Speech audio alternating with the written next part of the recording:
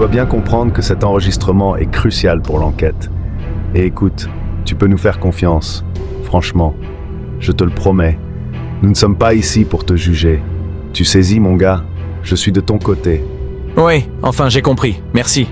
Je voudrais que tu me réexpliques maintenant, dans les moindres détails, ce qui s'est passé. Recommençons depuis le début, s'il te plaît. Sois le plus précis possible et reste concentré. Eh bien, tout a commencé mardi soir. J'avais rendez-vous à 20h avec l'équipe d'astreinte. Je le rappelle pour l'enregistrement, je suis garde-côte à Nice. En marchant pour me rendre au poste, j'ai remarqué que la lune était rouge. Ça ne m'a pas inquiété dû au phénomène de la lune rousse. Mais il est vrai que je la trouvais anormalement rouge, mais ça ne m'a pas inquiété. Après avoir pris mes fonctions, environ 1 heure plus tard, nous avons reçu un signal SOS.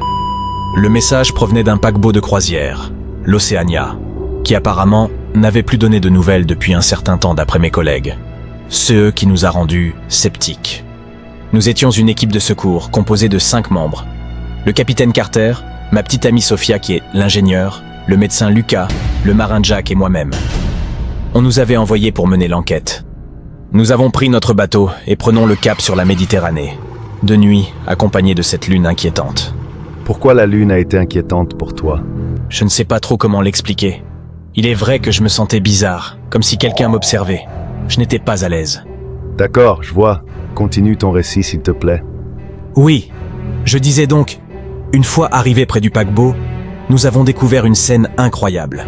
Je me souviens que le navire flottait tranquillement, sans aucun signe d'activité. C'était vraiment étrange. Pas de lumière, aucun bruit, rien du tout. Lorsque nous avons accosté, nous avons ressenti une atmosphère opprimante, comme si l'air lui-même annonçait quelque chose de funeste. C'était étouffant presque. La mer autour du navire était étrangement calme, sans la moindre vague, ce qui donnait une toute autre dimension à l'ensemble. Une fois arrivé sur le pont, le capitaine Carter avait ordonné à l'équipe de se diviser pour explorer différentes parties du paquebot. Sophia s'était dirigée vers la salle des machines, Lucas est allé dans l'infirmerie et Jack a vérifié les cabines des passagers, tandis que moi, je suis resté avec le capitaine pour inspecter le pont supérieur du navire. Les couloirs semblaient interminables, plongés dans l'obscurité. Nos lampes torches éclairaient les vestiges d'une vie brusquement interrompue. Des vêtements abandonnés, des repas à moitié consommés, des jouets d'enfants éparpillés sur le sol, des éléments de décoration festive, comme des guirlandes déchirées et des ballons dégonflés, témoignaient d'une célébration tragiquement interrompue. Le silence était interrompu par des craquements effrayants provenant du bois et les murmures lointains du vent. Tout se passait comme le protocole le prévoit, et puis, Lucas a été le premier à disparaître. Il nous avait signalé à la radio qu'il avait découvert des dossiers médicaux étranges dans l'infirmerie. Nous n'avons même pas eu le temps de lui poser des questions que sa voix s'est brusquement tue. Carter a essayé de le contacter, mais il n'y avait que des interférences venant de la radio. Lucas, réponds! Tu es où? Le capitaine était comme un fou à la radio, mais aucune réponse de Lucas. Peu de temps après, un éclat de voix a retenti, suivi de bruits de course à pied. Jack nous appelait à l'aide, mentionnant une silhouette qu'il poursuivit à travers les couloirs des cabines des passagers. Vous êtes où? Bordel, est-ce qu'il y a quelqu'un? Répondez-moi! Une ombre! C'est une putain d'ombre! Elle me poursuit! Venez me retrouver!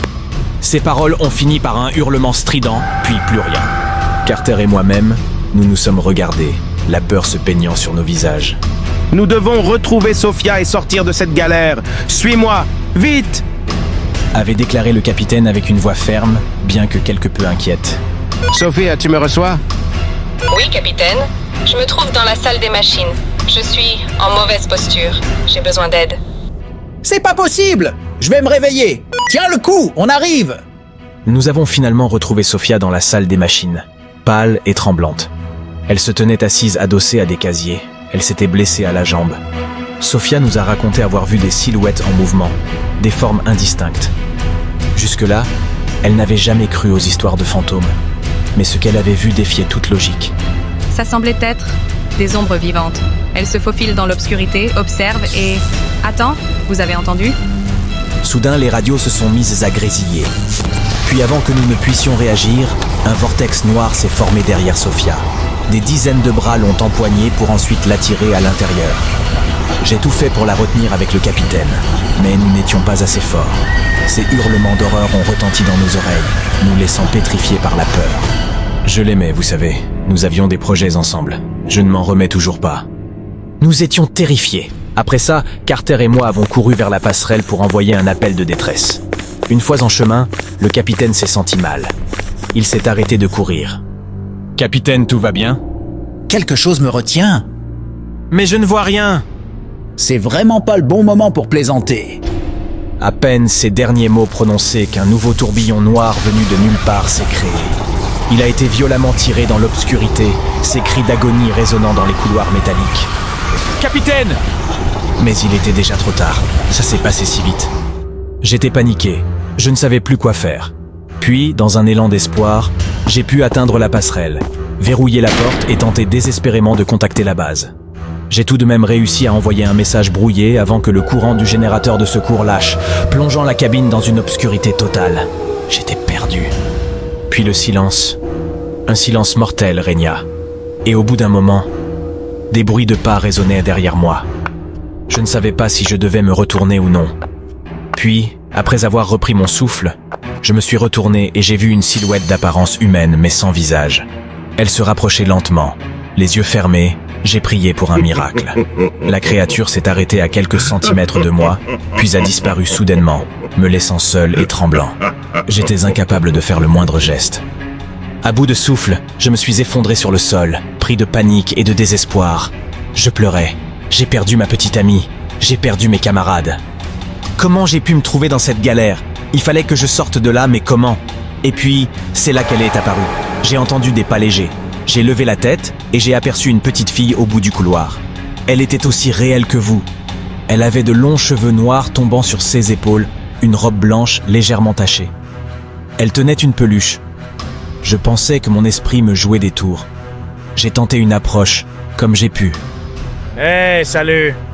Essayant de ne pas effrayer l'enfant dans un dernier espoir, en dirigeant ma lampe torche vers elle. La petite fille n'a pas répondu, restant immobile, fixant le mur. Intrigué et soulagé de voir enfin quelqu'un, je me suis approché lentement d'elle. « Ça va ? Tu es seul ? Où sont tes parents ?» ai-je demandé en lui tendant la main. Alors que je me tenais à quelques pas d'elle, la petite fille s'est retournée lentement. Ses yeux étaient vides, sans pupilles, des orbites noires et profondes. Avant que je puisse réagir, elle a poussé un hurlement strident, un cri inhumain qui a résonné dans tout le paquebot, glaçant le sang dans mes veines. Mon cœur s'est emballé et ma vision s'est troublée. Alors que je tombais à genoux, luttant pour rester conscient, la petite fille s'est approchée de moi, ses lèvres frémissantes. Elle a murmuré à mon oreille par une voix glaciale. « Il est trop tard. Par une nuit comme celle-ci, il nous a engloutis. Ce n'est pas une tragédie. Tu as été choisi, Ethan. Maintenant tu es à moi. » Ces mots ont résonné dans mon esprit alors que je perdais connaissance, sombrant dans une obscurité encore plus profonde que celle qui enveloppait le navire. Après ça, je ne sais pas ce qui s'est passé. Mais je suis au courant qu'une autre équipe de secours est arrivée le lendemain matin, alertée par mon message. La petite fille dont je ne connais pas le nom les a accueillis. Ils nous ont trouvés prostrés sur la passerelle. J'étais incapable de parler, mes yeux fixés dans le vide. Et cette petite fille, je vous le répète, je ne la connais pas. Pourtant, cette petite fille en question a l'air de te connaître d'après les données recueillies. Une enquête ultérieure a révélé que l'Océania avait disparu des radars pendant une étrange tempête quelques mois plus tôt et que tous les passagers étaient présumés morts. Toi, le seul survivant, et la petite fille qui est le dernier témoin de la catastrophe ont été hospitalisés. Tu es la seule personne pour le moment à être éveillée. Tamara, c'est son prénom, est tombée dans le coma lors du transfert pour aller à l'hôpital. Je n'ai jamais parlé de ce que j'ai vu, mais les psychiatres ont remarqué que je murmurais souvent une phrase. « Je suis de retour.